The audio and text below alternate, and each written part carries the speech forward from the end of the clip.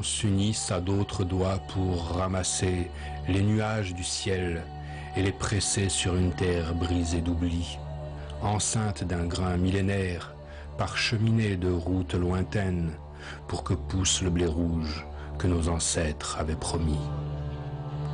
La terre ouverte trahissait, çà et là, au ventre de ces brunes crevasses, quelques soupçons de verdure que les oiseaux venaient couver. Un goût de résine envahit les mémoires et les lèvres frissonnent au désir d'embrasser. Au pied de cette auresse, un arbre millénaire veille sur une terre grasse, à peine remuée. Elle repose sur une brume de parfums de femmes qui, doucement, se décompose au pied de l'olivier ou du palmier, selon la région. Femmes qui, jeunes filles, avaient accroché à ces branches leur première avagos, ceinture de leur jeunesse. L'arbre scintillait de résine renouvelée et guidait leurs pieds nus et blancs sur un chemin tracé par leur légende. Au grenier de notre Numide, nos princes le bâtissèrent. Les conquérants y brisèrent leurs armes avant de périr. On y voit le semeur de l'Aurès écraser dans sa main le grain et goutte à goutte le laisser pleuvoir pour qu'au printemps fleurissent les champs de la liberté à Mazir. On y voit la mer modeler la terre glaise pour qu'à l'aurore la bergère réconcilie la vie et le jour en brisant le pain d'orge encore chaud. On y voit l'enfant souffler dans sa flûte une prière inconnue qu'il adresserait à Dieu pour voir le cèdre se multiplier et écouter la fougère chuchoter la pluie. Ici dans les Aurès, les siècles lentement courbèrent l'échine et le silex fit jaillir le feu de l'histoire pour nourrir l'incessant combat et illuminer la route des enfants dans le regard desquels l'amour refusait de creuser sa propre sépulture. Rome, la première, avait salué la blondeur automnale de l'Aurès.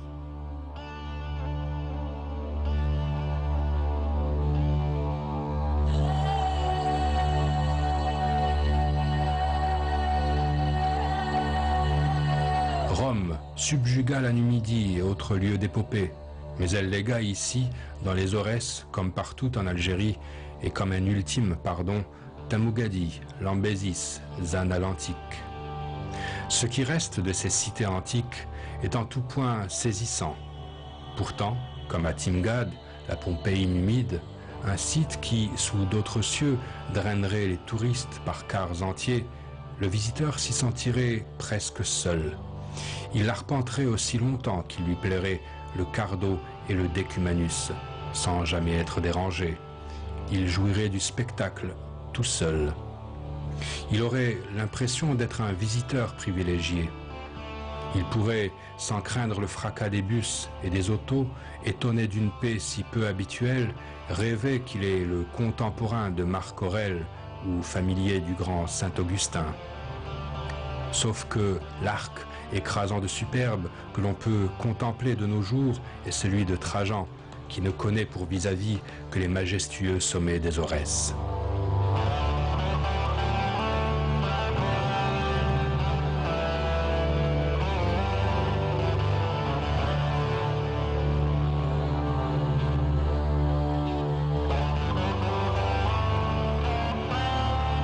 En dépit de son plan géométrique et de son quadrillage sévère, à l'image du camp romain, Timgad, par l'abondance de la variété de ses édifices publics, dut être singulièrement variée et plaisante.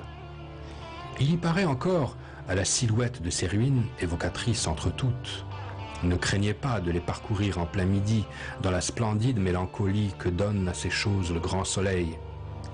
Après être allé jusqu'au fort byzantin dont la construction sommaire et la rudesse font mieux valoir les élégances de l'époque heureuse, après avoir visité ce baptistère chrétien dont la cuve à escalier en mosaïque brille encore comme un linoléum neuf, voyez ce hérissement de pierre et de marbre, et surtout l'étonnante symphonie de couleurs qui fait chanter la vive lumière. À gauche, l'arc de Trajan. d'une chrome très claire, trouée d'ombres profondes. À droite, les 2 colonnes du Capitole, qui s'évadent, blanches et blondes, de leur soubassement vert de grisé, et qui, vibrantes sur cet azur délicat, semblent chanceler éternellement. Devant vous, sur la futaie serrée de tant de colonnes relevées, mais brisées et inégales, tous les ocres, tous les ors, tous les tons, vifs ou onctueux, veines de sang du marbre aux translucidités de vieil ivoire, vermillons éteints de pierres jadis peintes, polychromie à la fois éclatante et douce qui s'enlève vers les verts légers. Polychromie à la fois éclatante et douce qui s'enlève sur le vert léger et les fonds nacrés de l'horizon. Il y a là un instant de rare émotion, par quoi se justifie la reconstitution de Timgad, la magnifique.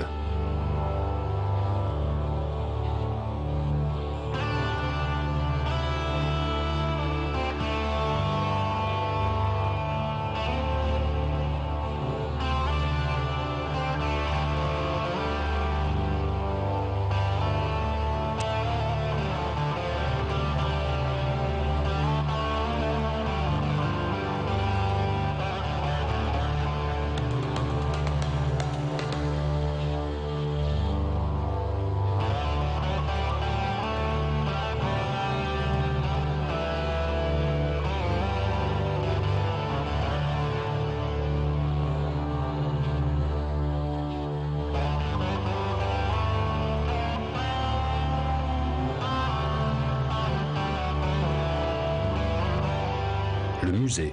Situé au cœur du bourg de Taizoult, dans une ancienne bâtisse, le musée, riche d'une exceptionnelle collection, nous invite à découvrir le site de l'antique Lambésis.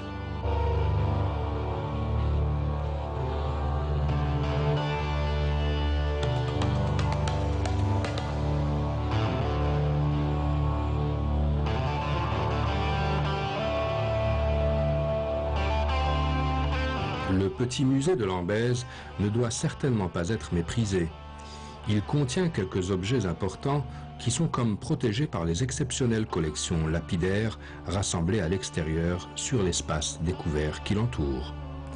Ces épigraphes, et en particulier certaines listes de légionnaires ou de cantonnements militaires, sont essentielles pour la connaissance que nous avons de l'armée romaine d'Afrique au IIIe siècle.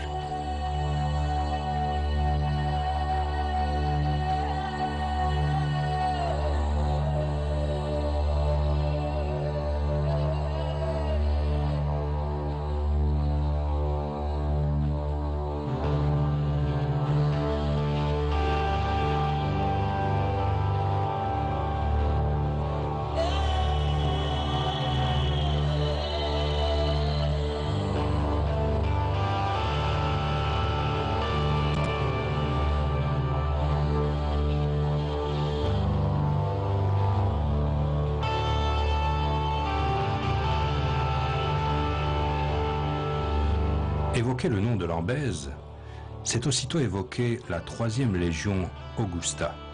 Le site va naître et grandir à cause de son implantation ici. Il dépérira lors de son départ.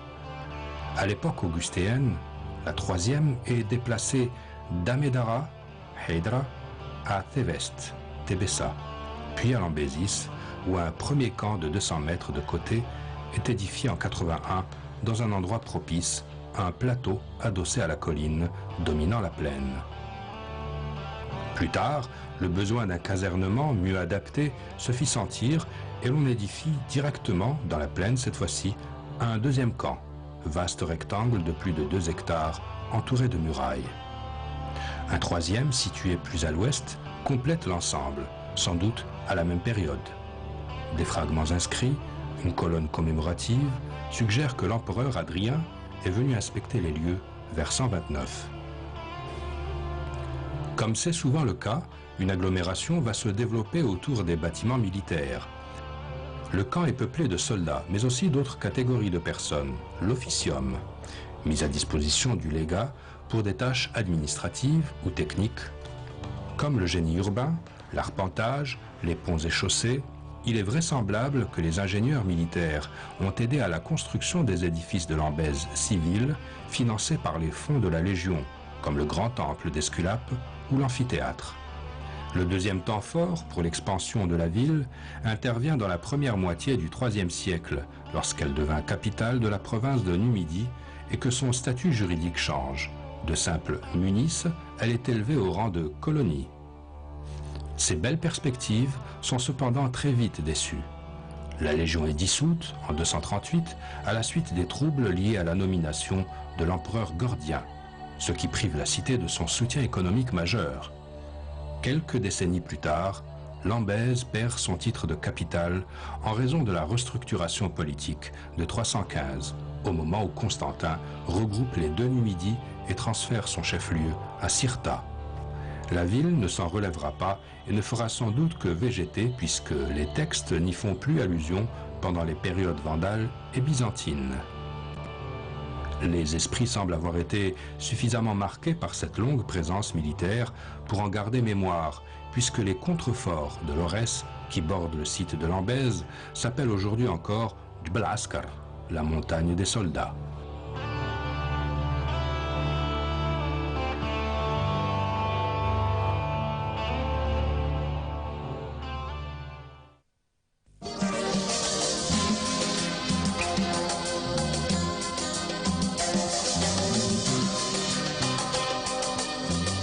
Les Aurès, pays chaoui, peuplés par de nombreuses tribus berbères, les Aurès ont une histoire controversée. Certains la voient faite d'insoumission et de révolte, takfarinas, kahina, insurrection contre l'administration coloniale française. D'autres relèvent un mode de vie particulier extrêmement marqué par l'isolement et la sévérité du massif. De la langue aux structures communautaires et religieuses, la spécificité des Aurès est forte. Réputé d'un caractère de guerrier, indépendant, retranché dans son nid d'aigle, le Chaouia est aussi l'arboriculteur patient et calme, conservateur de la beauté des vallées de l'Aurès. La place de la poésie dans la culture chaouia reste considérable, dans son immuable description des choses, des hommes et des cultures, des poésies d'amour, de combat, accompagnées de musique pour louer la beauté des Aurès. Les peintres orientalistes y puiseront de nombreuses sources d'inspiration. La vie économique des Aurès tourne autour des activités agricoles, d'artisanat et de commerce. L'histoire des Aurès est également fortement associée à la guerre d'indépendance. En 1954, la Toussaint Rouge, considérée comme le point de départ de la révolution algérienne, a mobilisé tout le massif.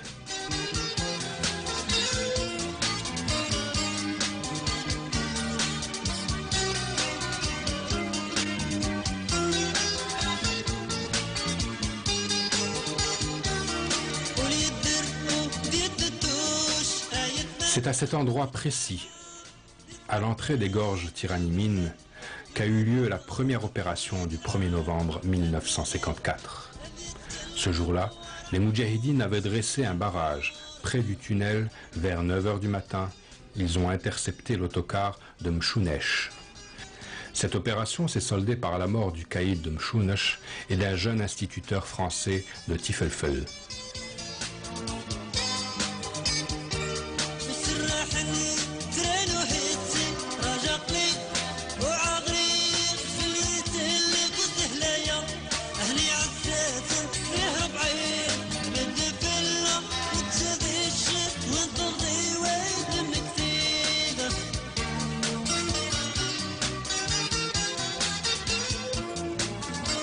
Sans oublier le centre de torture de triste mémoire de Bouzina. Petit monde fermé à l'intérieur du bastion de l'Aurès, irrigué par de belles sources. Ce village est classé patrimoine national depuis 1928, ainsi que les Deshra Tegoust al-Bayda et Tegoust al-Hamra. Le massif se présente donc sous la forme d'une grande masse compacte impénétrable, ce qui est depuis longtemps.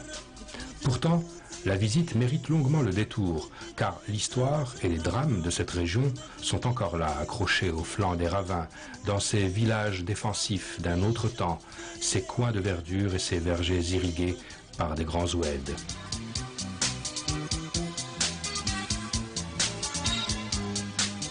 Mna, le plus beau d'entre eux, et qui est la patrie de la poétesse Anna Grecki, cité des vergers, est bâti à 920 mètres d'altitude sur un site admirable, un mamelon au confluent de l'Oued Bouzina et l'Oued Abdi. Tous les villages de l'Aurès sont des amphithéâtres, mais aucun ne se dresse sur un socle comparable à celui de Menaa, si parfaitement conique que l'on dirait fait de main d'homme. Menaa est un paradis dans un cercle d'enfer.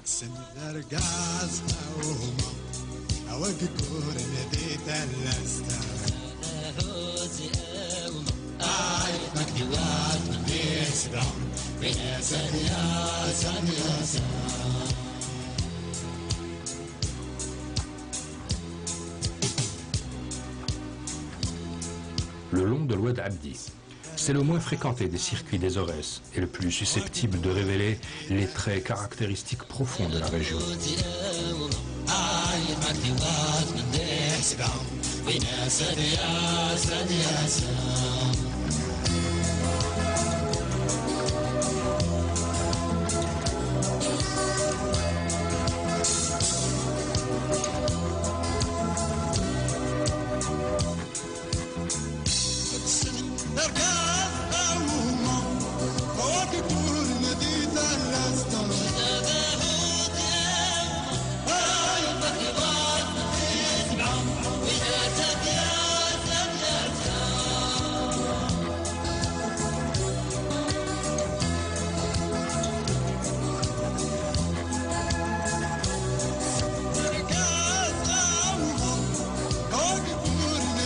Fruit d'une symbiose ancestrale entre un site aux caprices nombreux et une profonde identité culturelle, le mode d'habiter dans les Deshra aurassiennes est un des derniers témoignages encore vécus d'une organisation spatiale ancestrale. Toute la symbolique de la relation homme-lieu de vie demeure encore présente dans toute sa diversité et son originalité. L'habitat est un des lieux particulièrement intéressants de cette évolution.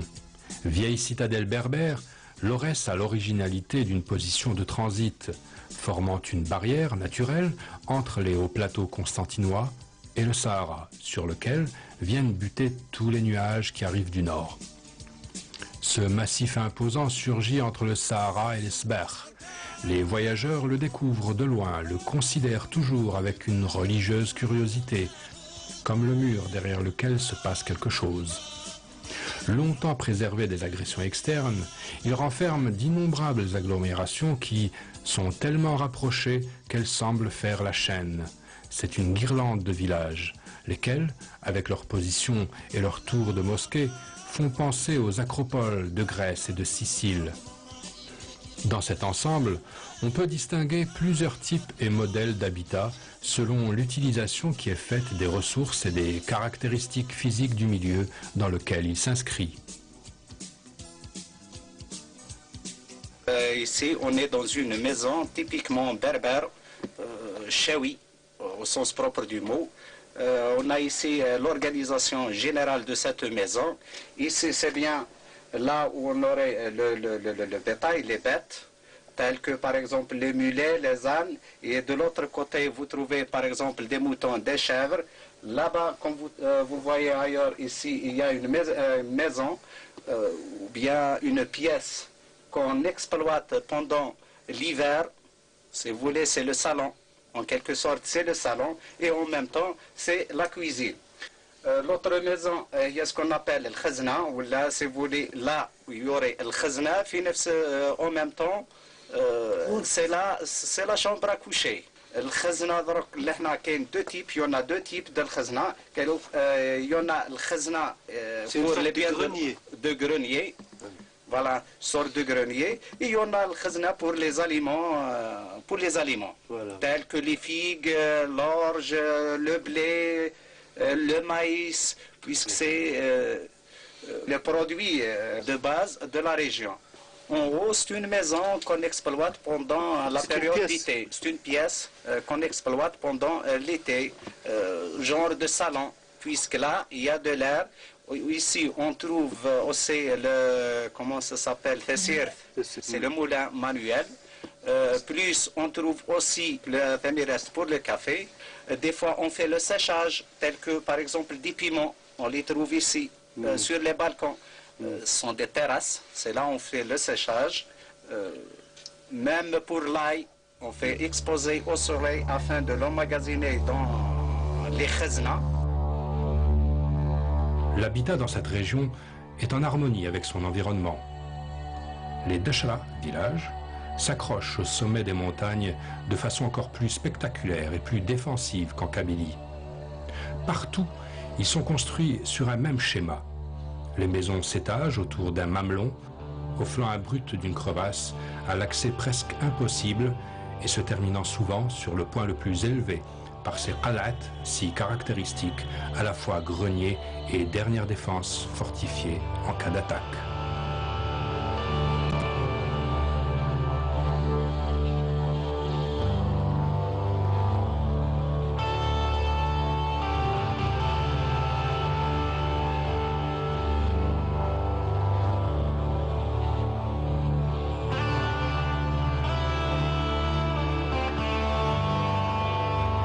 Petite oasis dans un beau cirque admirable, l'aspect de la vallée de Oued Abdi change complètement.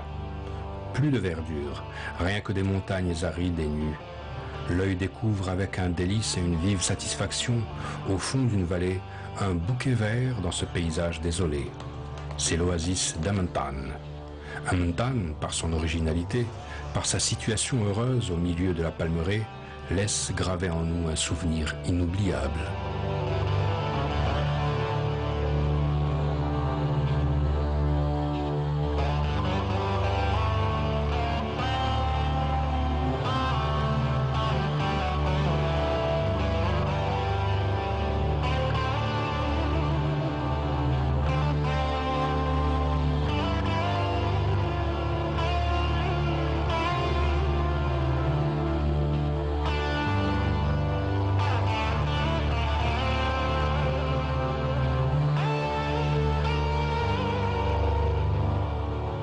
C'est le plus captivant des itinéraires que traversent les Aurès et sans doute l'un des plus beaux et des plus intéressants de toute l'Algérie.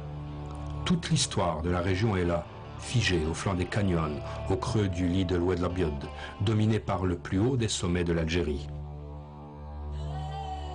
Les érosions millénaires ont creusé dans l'Aurès des entailles étroites et profondes.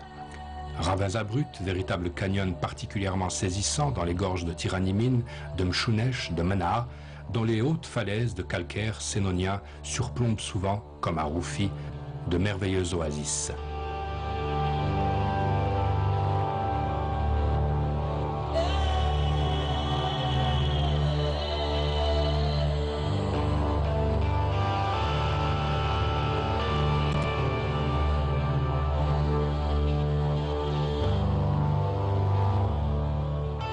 Surplombant l'oasis, les balcons de Roufi font la quintessence du site. Taillés en cascade, dans la roche argileuse, ces balcons naturels ont attiré l'homme dans les temps anciens pour leur climat doux et la protection qu'ils offrent en temps de trouble. Les autochtones y ont construit des demeures aujourd'hui vieilles, à Kham Taqdamt, restées témoins d'une histoire incomparable faite de résistance et de recueillement durant les temps de paix. Ces maisons uniques en leur genre, qui selon les versions connues datent de 4 siècles, ont été habitées jusqu'aux années 1970. Il s'agit d'une sorte de résidence d'été préférée pour leur fraîcheur naturelle, alors qu'en bas, sur les berges de l'Oued, des jardins d'Éden sont cultivés à l'ombre de la palmeraie.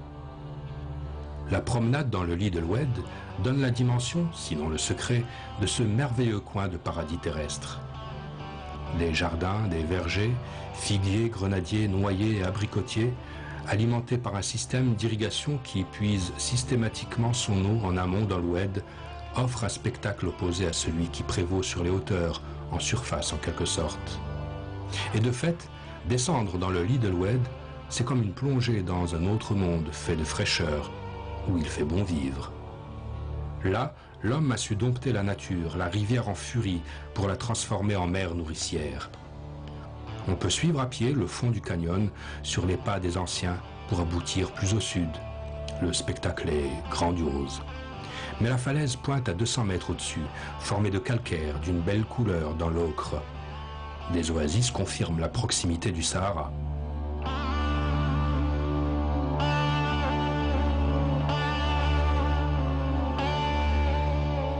Aujourd'hui encore, la beauté du Roufi appelle les regards et s'offre généreusement aux invités du pays chaoui.